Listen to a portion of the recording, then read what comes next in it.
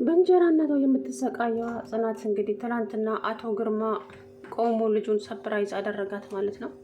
የእውነት አላመነችም። ጮኸች፣ አለቀሰች። ምንም ለተወሰነ ሰዓት ዝም ብላ ቆየች ማለት ነው። የአባቷ እንደዚህ በአንድ ደቂቃ ውስጥ መለወጡ በጣም አስደስታት። እኔ እኮ ሰውነቴ መፍታታት ከጀመረ ቆይቷል አልነገርኳችሁም እንጂ ብሎ እንግዲህ አስደስታት ማለት ነው። ትናንትና እንዳያችሁት እንግዲህ አቶ ተስፋዬ ሱሬው ላይ ሽንቱ ሳያመልጠውም አይቀርም አንበጨበጫው ማለት ነው። አቶ ግርማ አያችሁ እንደዚህ ገና ቆሞ የፈራው መራመድ ሲጀምርማ ምን እንደሚሆን አስቡት። እንግዲህ በቅርብ ቀን ሀብቱን እንደሚያስመልስ አልጠራጠርም። አቶ ግርማ የእውነት እንደዚህ ማንም ሰው እንዳሾፈባቸውማ አይቀሩም ብዬ አስባለሁ። የእውነት በተለይ ጽናት ተሰቃየች፣ በጣም ተሰቃየች ማለት ነው። እኔ ከሁሉም ያናደደኝ ደግሞ የብሌን እናት መቀየር። ሰው ማለት በክፉም ቀን አብሯችሁ የቆመ ሰው ነው። ሰው ማለት ስታገኙማ ማንም ሰው ወዳጃችሁ ነው የሚሆነው። ግን ሰው ማለት አብሯችሁ በቃ ስትቸገሩም፣ ስታዝኑም፣ ስትደሰቱም አብሯችሁ ያለ ሰው ነው። ብሌን ግን ከእናቷ በጥፎ የተሻለች ልጅ ናት። በእውነት እኔ እንጃ እኔ ብሌን ምን አይነት ልጅ እንደሆነች ምን አይነት ቀና ልብ እንዳላት እራሱ አላውቅም። በቃ ሰው ማለት ይሄ ነው። እና እናትየዋን የብሌን እናት የራሄል አይምሯን መርዛታለች። በቃ በሆነ ነገር ጭራሽ አቶ ግርማ መቆም እንዴት እንዳናደዳት የብሌን እናት ፊቷን እንዴት እንዳደረጋቸው አይታችሁታል። የእውነት በጣም ላይ እናደደችኝ እኔ ራሴ። ሰው በዚህ ልክ ይናደዳል እንዴ? ደስ ሊልሽ ይገባል እንጂ እንኳን ደስ ያለህ እንኳን አላለችውም ማለት ነው። ጭራሽ ጥላቸው ሄደች። ልጅቷ ተቃጠለች፣ ድብንን ያለችው ብሌን ማለት ነው።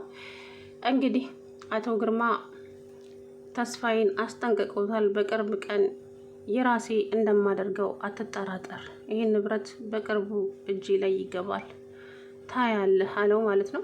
እሱንማ አብረን የምናየው ይሆናል። መቼም ያንተ ሊሆን አይችልም። ይሄ ንብረት የኔ ነው፣ በስሜ ነው ያለው። ከዚህ በኋላ ምንም ልታደርግ አትችልም አለው። አሰላሙ አለይኩም ወራህመቱላሂ ወበረካቱ። ውድና የተከበራችሁ የቻናል ቤተሰቦች እንዴት ናችሁ? አለው አልሐምዱሊላህ።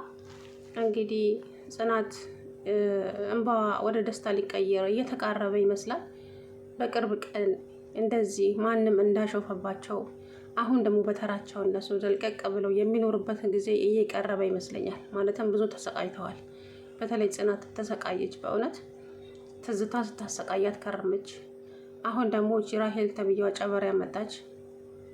ራሄል ደግሞ እንዴት እንደሚያደርጋት ራሱ ግራ ገባኝ። እንዴ ትናንትና መጸጉሯ ምን አስመሰላ ነው የመጣችው? ፈጣሪ ወይ ተስፋዬና ራሄል ቢገቡ አንድ ላይ ያምራሉ። እኔ ግን በአቢና ፈቅረዋለሁ የሚለው ነገር እንደው ብታዩ ይሻልሻል፣ ባጨርሹ ማለት ነው። የእውነት ይደብራል። እና እንግዲህ አቶ ተስፋዬ ፍርት ብሎ ፈርቷል። አቶ ግርማ አስፈራርቶታል። ከዛም ራሄልን ደውሎ ጠራና ቶሎ ነይ፣ አቶ ግርማ መጥቶ ዝቶብኝና አስፈራርቶኝ። ታዲያ ቢያስፈራራ አንድ ላይ ወንቸር ላይ ቁጭ ያለ ሰው ባያስፈራራ ምን ሊፈይድ ነው አለችው። ኧረ ቆሟል እኮ። እና ቆመ ማለት እኮ መራመድ አይደለም። ደግሞ ድርጅቱ በአንተ ስም እንዳለ አትርሳ። ስለዚህ ምንም ሊያደርግ አይችልም።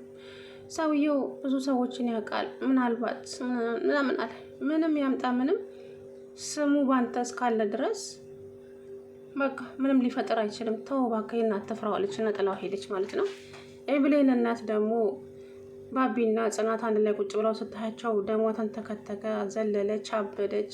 ለምን ቤርጎ አትሄዱ? ምን አይነት ብልግና ነው እያለች